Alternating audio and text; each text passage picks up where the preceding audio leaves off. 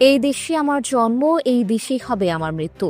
বাংলাদেশ ত্যাগ করে বিদেশে চলে যাওয়া প্রসঙ্গে এরকম মনোভাবই পোষণ করেন ডক্টর মোহাম্মদ ইউনূস। অনেকেই বলছিলেন দায়িত্ব থেকে সরে যাবার পরপরই দেশ ত্যাগ করে বিদেশ পাড়ি জমাবেন প্রফেসর ইউনূস। এসবের পাশাপাশি দেয়া হয়েছিল আরও কত শত অপবাদ। অথচ প্রধান উপদেষ্টার দায়িত্ব পালন শেষে তিনি ঘোষণা দিলেন এই বাংলাদেশ ছেড়ে কোথাও যাবেন না, গুলশানের নিজ বাসভবনেই তিনি থাকবেন। এদিকে অনেকেই বলছেন বর্তমান সরকার রাষ্ট্রপতি হিসেবে সবচেয়ে যোগ্য ব্যক্তিটি হলেন ডক্টর মোহাম্মদ ইউনূস। তারেক রহমানের মতো যোগ্য একজন প্রধানমন্ত্রীর পাশে যদি প্রফেসর ইউনূসের মতো একজন ব্যক্তি রাষ্ট্রপতি হিসেবে থাকে, তবে সারা বিশ্বেই বাংলাদেশ প্রভাবশালী একটা অবস্থানে থাকবে। গুঞ্জন শোনা যাচ্ছে প্রফেসর ইউনূসকে রাষ্ট্রপতি হবার প্রস্তাব দিয়েছিল বিএনপি। খবরটা সবার সামনে আনেন সুপ্রিম কোর্টের আইনজীবী অ্যাডভোকেট আবু হেনা রাজ্জাকি। তিনি আরো বলেন, প্রফেসর ইউনূস নিজেই রাষ্ট্রপতি হতে রাজি হননি।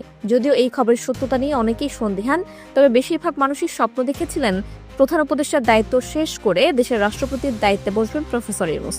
আবু হেনা রাজ্জাকি আরও মনে করেন, দেশের স্বার্থে দক্ষিণ এশিয়া ও আন্তর্জাতিক প্রেক্ষাপটে এবং সময় বিবেচনায় ডক্টর ইউনূসের বাংলাদেশের রাষ্ট্রপতি হওয়ার প্রস্তাবটি গ্রহণ করা উচিত এবং প্রয়োজন ছিল।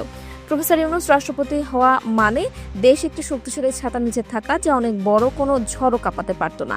তবে প্রফেসর ইউনূস আগেই কয়েকবার বলেছিলেন প্রধান উপদেষ্টার দায়িত্ব ছাড়ার পর তার পূর্বের কাজে ফিরে যাবেন তিনি, অর্থাৎ আবারও ইউনূস সেন্টারে বসে তার বিশ্ববিখ্যাত 3-0 থিওরি নিয়ে কাজ করবেন।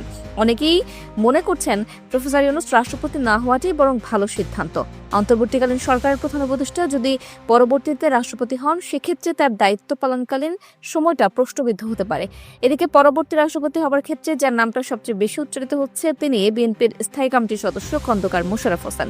অন্যদিকে প্রফেসর ইউনূসও যে কোনো সময়ই তার মেধা, পরামর্শ এবং প্রভাব দিয়ে বাংলাদেশকে সাহায্য করতে প্রস্তুত।